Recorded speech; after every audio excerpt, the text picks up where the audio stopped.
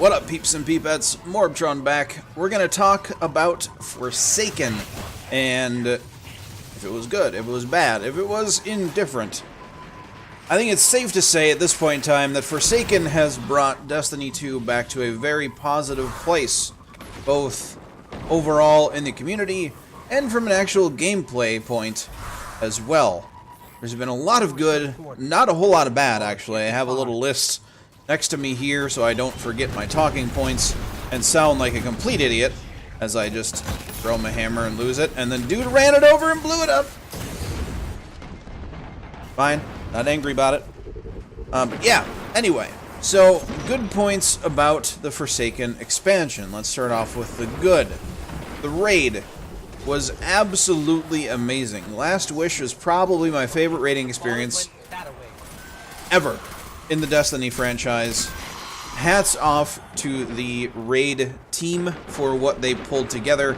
The secrets within it, the wish wall, all that stuff. Fantastic. Absolutely fantastic. The lore in there, how they incorporated every little bit and piece of story that they did into the raid. And also that the raid kind of ended the campaign story.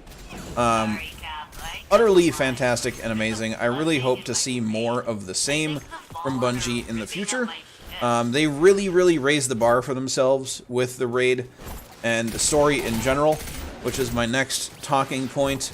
The story, yeah, it was kind of a somber moment starting off, but I think that Destiny 2 is going off in a very good direction now with the release of Forsaken with its storyline.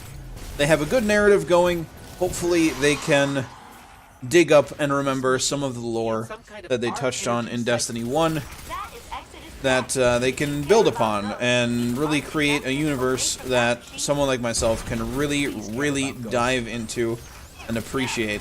Even the subtle nods at some of the things from the past that they've done, even back in Warmind with the mysterious stranger, the Exo Stranger. It's nice to see, and continuing that in Forsaken was a nice touch, and I loved it. I enjoyed it. There's nothing bad that I can say about the story other than there wasn't more of it. And when the only thing that you can say is bad about something is you want more of it, it's in a good spot. It's in a real good spot. Really no complaints at all. Oh, he's okay. Where is this person so I can shoot them with my shotgun? Where? Where? Look, his ghost Hi. Okay, moving on. Next point. The Dreaming City. The curse kind of rotating through a cycle. The story and the lore behind the reason that is a thing and can be a thing rotating indefinitely is fantastic. The way that they've incorporated some really deep Hive lore with a little bit of Vex mixed in from a Vex mind that was only partially taken by Oryx and given to his sister Savathun as punishment for allowing the Vex mind in to Oryx's throne world. Just absolutely amazing that they did not forget that little, honestly, very small tidbit of information, and that basically that is the only reason why Savathun is able to take and control the Taken, is that Oryx basically handed her the keys to his kingdom with the gift or punishment of having to have that servitor, I'm sorry, not that servitor, there I am, fighting Fallen, with that Vex mind at her side. Very nice. I like it. And hopefully we can see more deep, dark Hive lore. I am a fan. And hello, I'm going for a ride. So that's very nice. I need to hurry up, because we are getting done with this strike very quickly. The exotic quests that we had to chase with the Malfeasance and the bow that I'm brain farting right now. Sorry, I brain fart. I do these as a live commentary. Yeah, was nice. The whole, where is the quest going to come from? A lot of theories, a lot of rumors being spread about them. It was fun, and also somewhat frustrating. You know, are we going to get the malfeasance boss this week? Is this how it's unlocked? What do we have to do to get malfeasance? The only thing that I didn't like about the exotic bow and malfeasance is kind of how lackluster they were after the long wait of getting them. The sandbox overall is fantastic. I like that they've kind of incorporated a half Destiny 1, half Destiny 2 sandbox. You know, you can run a bunch of primaries, you can run a bunch of secondaries, you can run a mix. I think it's the most healthy sandbox that this franchise has had to date. The exotic, well, I already mentioned the exotic quests, the triumphs and titles that we can chase as well. The triumphs and the titles aren't something that I myself am super pumped about, but I do have to say that I can appreciate the goalposts for people that are interested in that sort of thing, to be able to hunt down basically achievements in the game and earn titles for that. I think it's really cool. So hats off to Bungie for bringing that into the game in a very lore inviting and friendly manner. Bringing back random rolls on weapons and armor, fantastic. I was hoping that it would be a positive thing in Destiny 2 from seasons 1 through 3, but it turned out to be not the case. Community grew very stale very quickly. Or I should say the sandbox from year 1 became very stale very quickly, and we had some bad Crucible metas because of that. And speaking of the meta, the Crucible is incredibly healthy. I think it's the healthiest it has been, again, in all of the Destiny franchise. Granted, there is always going to be a meta, there is always going to be a cheese, but at least there is more than one weapon that can be considered the meta. There's more than one answer to pretty much any situation that you can get yourself into. I appreciate. Now, something that's more neutral, and neutral only as my opinion. A lot of people consider this next thing I'm talking about to be incredibly positive and very fun. The reason why I call it neutral is because I both think there are good points of it and bad points of it, and that thing is Gambit.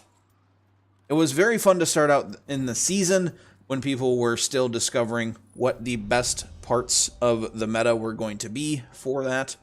Jeez, I got totally schooled by that person. Way to try hard in a strike. But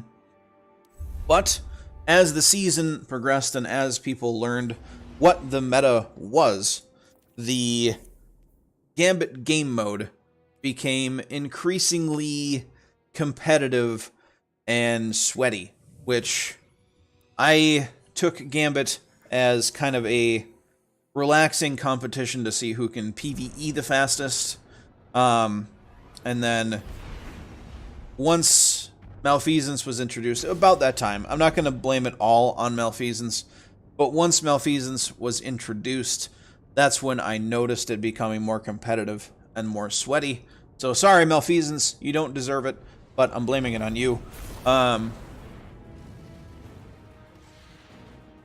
That's just about the time where it just got really sweaty, really competitive.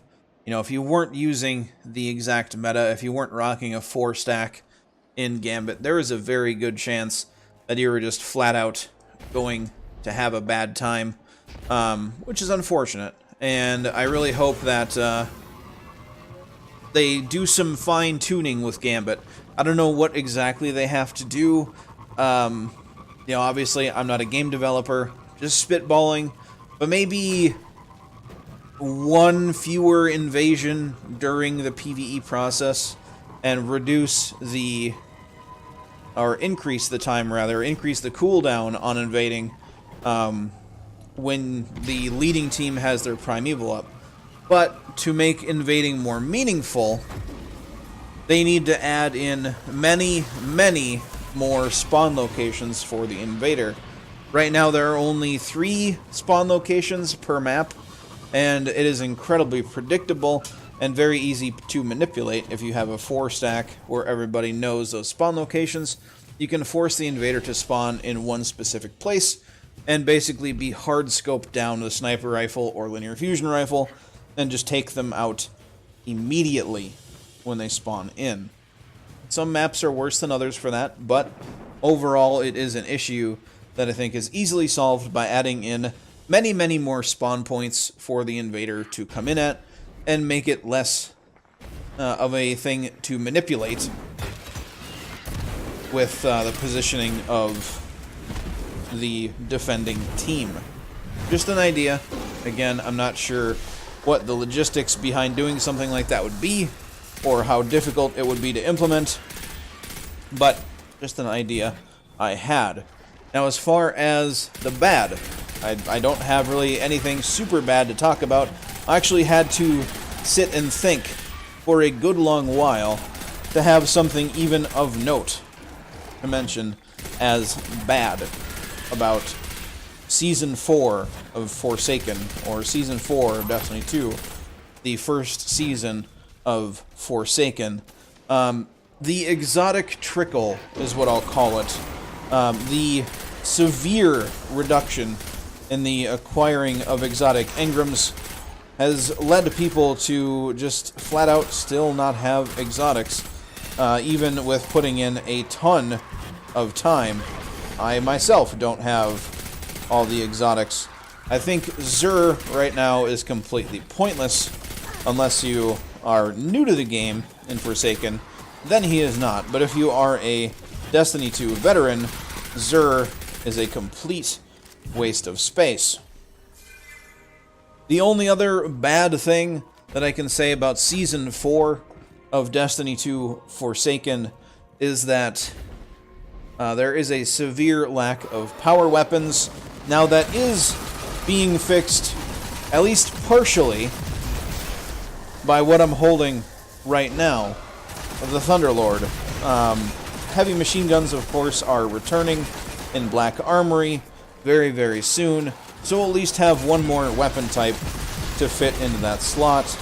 But the only thing that I can say that's bad about the sandbox change for Forsaken is that it took a lot of weapons out of our power weapon slot and moved them into our kinetic and energy slots, giving us not a whole lot of choice when it comes to power weapons we can use. So it'll be nice when Black Armory comes around and we have at least one more option to put there. And hopefully Bungie will be able to come up with some other ideas for absolute powerhouses for us to put in that amazing purple weapon slot of goodness. But that is all that I had. In the comment section down below, let me know if you think I missed anything on the good part of the game or the bad part of the game.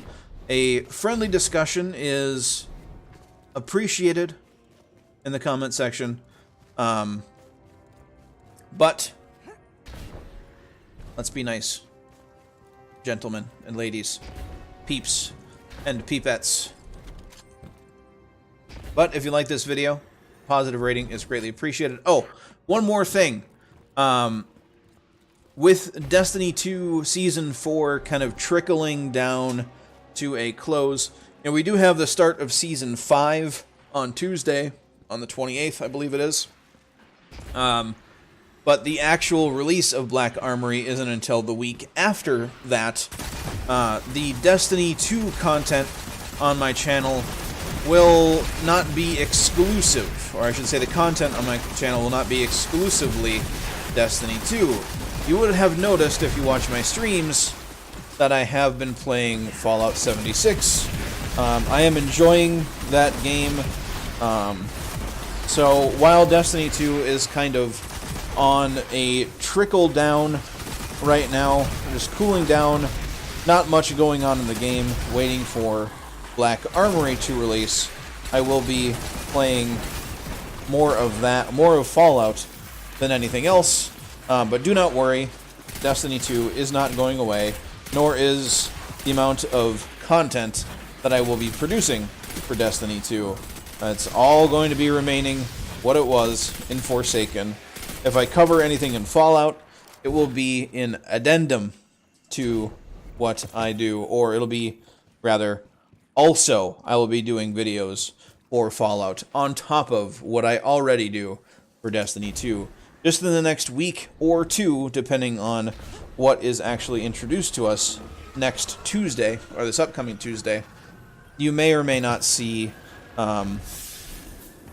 Destiny 2 content daily. There might be a day or two here and there where I cover something in Fallout, or pump out some Fallout videos to try to cover a game that I'm enjoying.